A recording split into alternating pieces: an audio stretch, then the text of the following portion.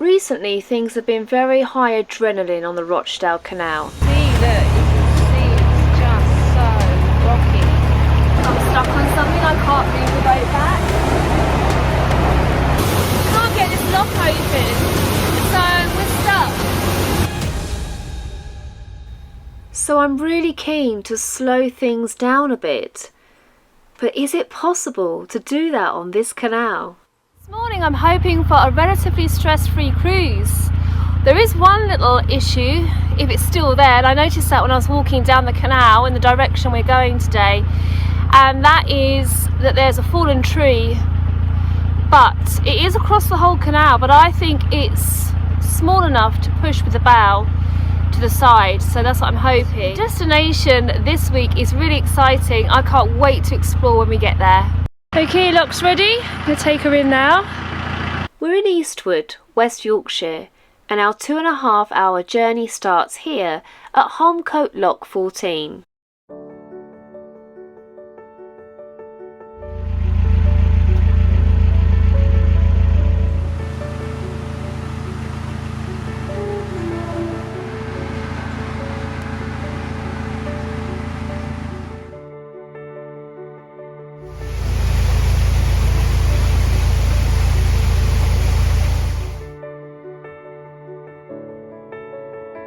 It's like Narnia today. It feels like Narnia. So beautiful.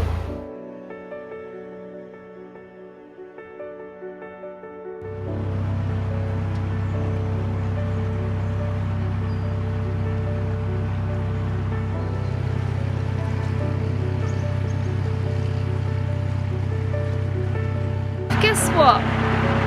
There's a great big giant stick in the middle of the canal. We might need your help getting it out. What do you think?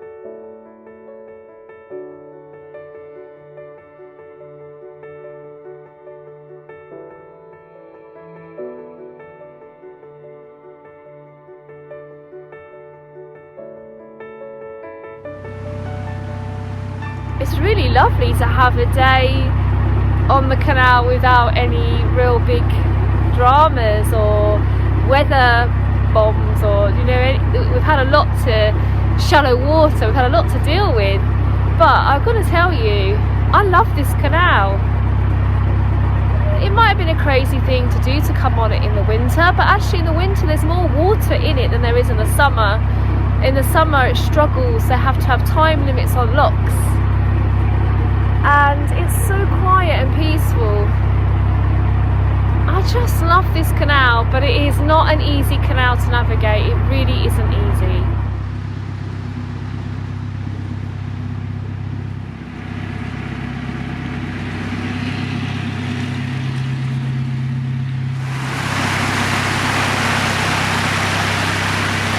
Still a lot of water coming off the hills.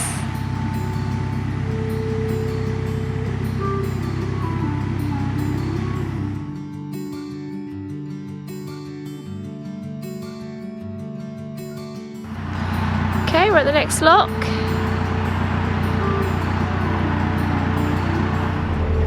Just coming into land at the landing. Can you help me with the locks there? Okay. In.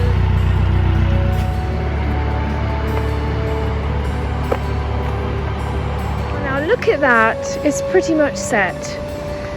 I might be able to open it without even having to open a paddle. That's not happened often on our journey so far. It's the small things in life, isn't it? You know, like the lock being set for you. Like the pounds having water in them. It's the small things that make a difference. Over here is the sewage works. It's not smelling or anything today. But even the sewage works look beautiful here.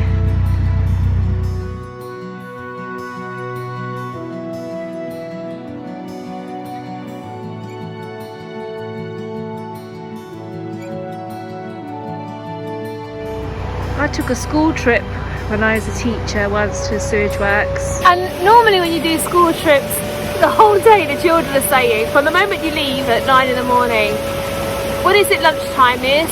When can we eat our sandwiches, miss?" Well, it was the only school trip that I ever took children on where they just didn't want to eat their lunch. they were completely turned off eating anything.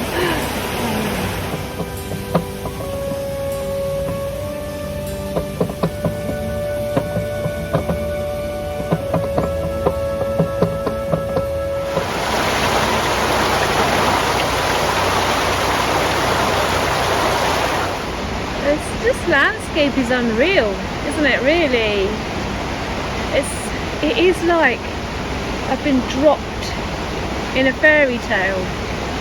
That's what it reminds me of. A fairy tale with a sewage works.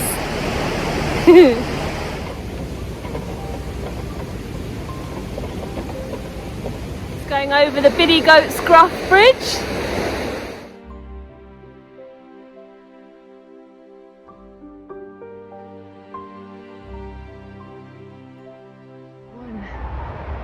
Snow white apple left on the tree.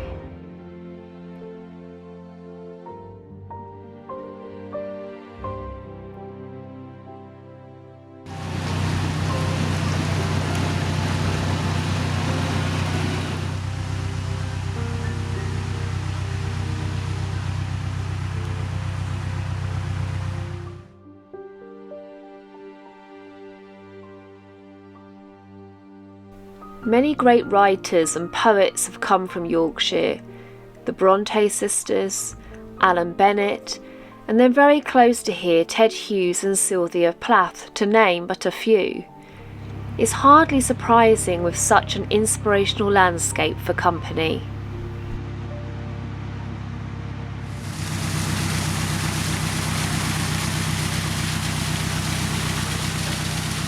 Ted Hughes described this land as a harnessed animal, gently shaking herself free of walls, chimneys, chapels, mills and houses. And now we had to shake ourselves free of a fallen tree.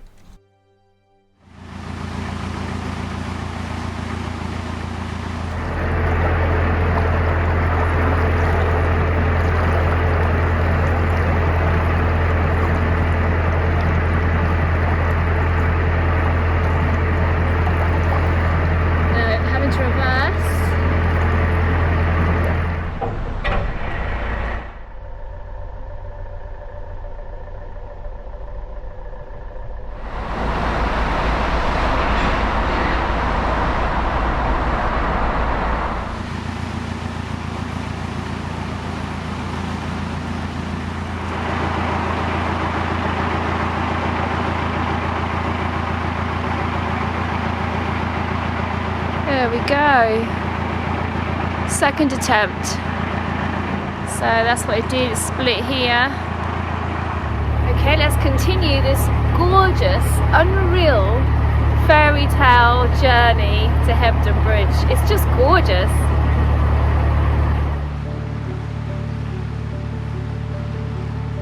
This bridge is named after the Whitley family that used to own Calderside Mill, which stood close by.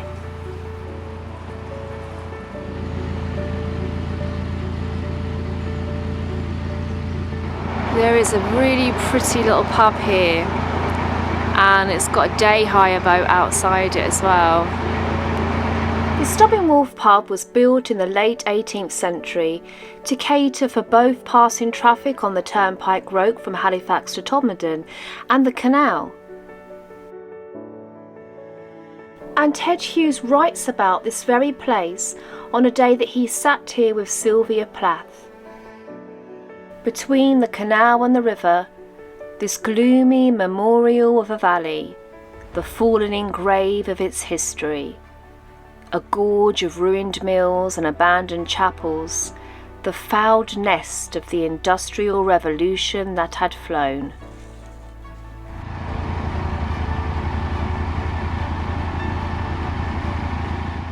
Well, Ted, it's gone uphill since then.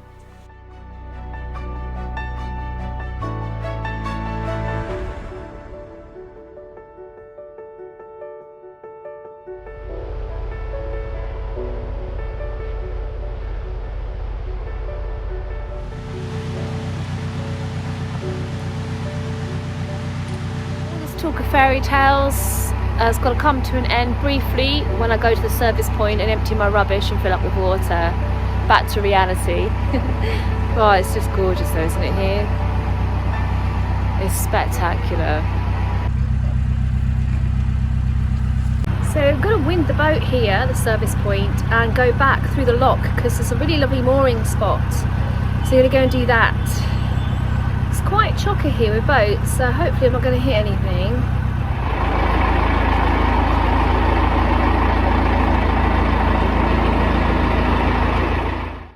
Well, there was a happy ever after here, because once I had winded the boat, nothing had been hit and nothing was sinking.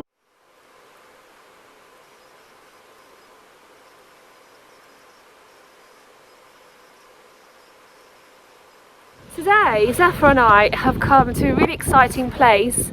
Some lovely local viewers of the channel have recommended coming here. Are you ready for a really exciting day? Oh, is it going to be a ball day?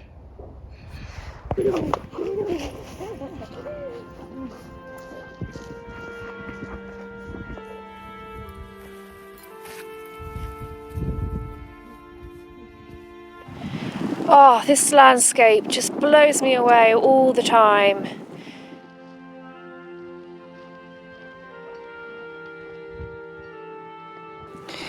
So I've just stopped because I noticed the beautiful red on top of the pixie cup lichen. I love the name of this lichen because it literally looks like it's wearing bright red lipstick. The area I just filmed the pixie cup in is called Jailhole. Just looked on my Google Maps. And it's thought that it gets its name Jailhole Quarry because the dam was built by convicts.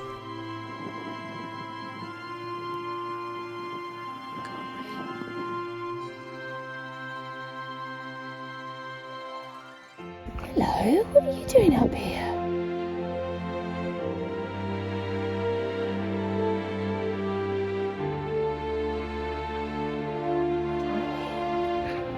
Look at that. This is Platybunnus pinetorum, a harvestman first recorded in Sheffield in 2010. Harvestman's body parts are all fused together, unlike spiders which have two body parts. When I was young, I really was scared of spiders. And then I read Charlotte's Web. And if you read Charlotte's Web, I don't think you can be scared of spiders. It's E.B. White. We're nearly there, we're not far now. So where we're going, it's really interesting because it's this country's highest beach.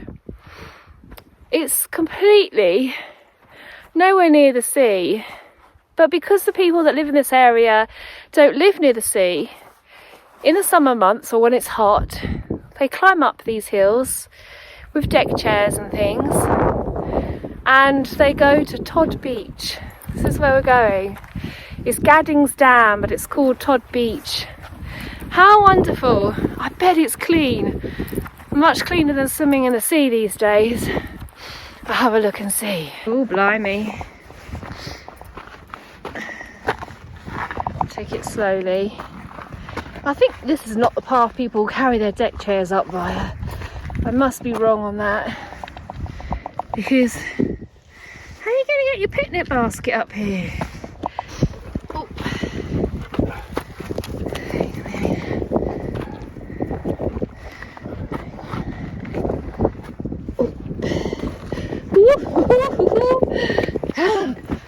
now just got to get up to there. I'm really excited to see what it looks like over the other side. Oh my goodness! Wow! Someone's excited. This was once a Victorian mill dam and has now become the highest beach in England at 80 foot above sea level and 60 miles inland. But what is extra special is local residents all chipped in to buy it in order to save it from being destroyed.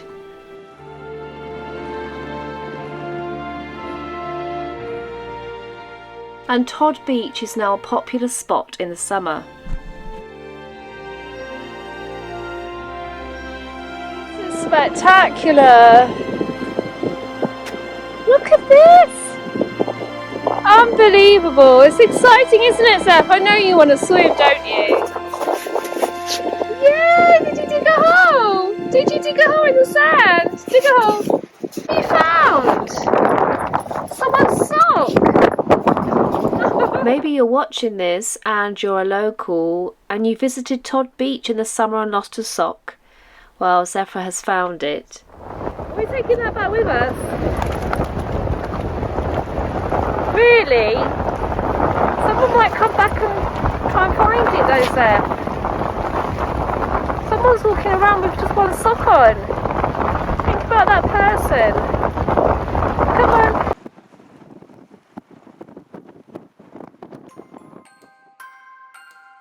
Once upon a time in the land of Hebden, there were 6 white geese, ruling the roost and ensuring there was no foul play.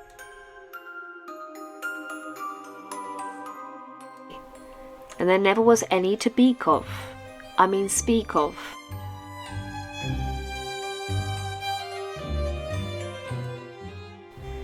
Until one foggy morning when 2 of the half a dozen went missing.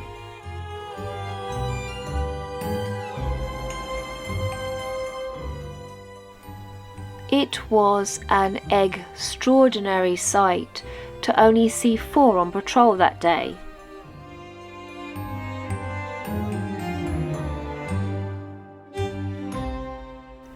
Cooped up in her narrowboat, Inspector Dawes Zephyr immediately jumped on the case.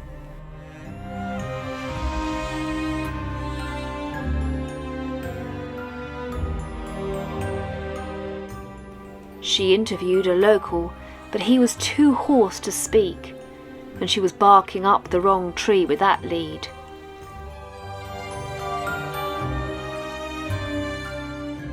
She thought about calling CID, Chooks in disguise, but there was no time for bone calls, so off she went.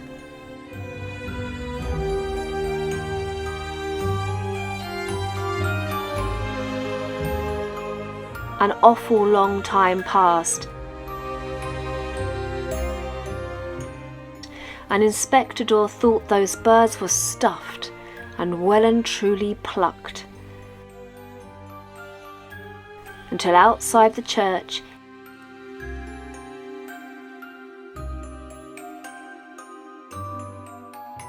eating a pile of salad, she found them.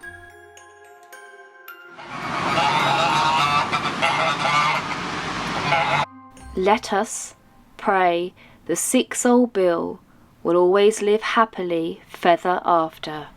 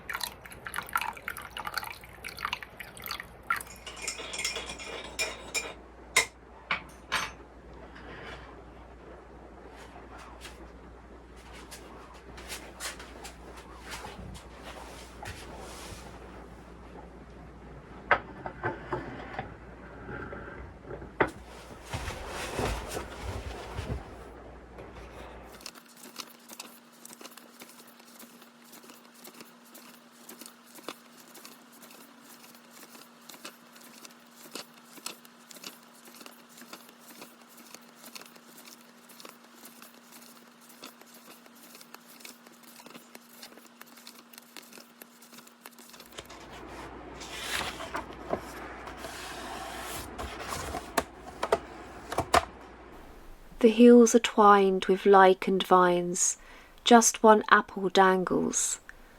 A robin hops the intertwines of leafless open arms.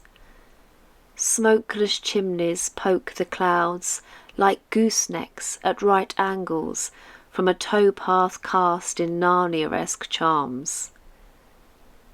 Climb high into the gloomless sky, past gel rock kissed with lipstick, where harvestmen dance freely upon the moss and stone. Hear the slap of lapping tides high inside the apex, as Gaddings hides a beach inside his secret mountain home. But watch your step as you descend, for below the mad geese roam.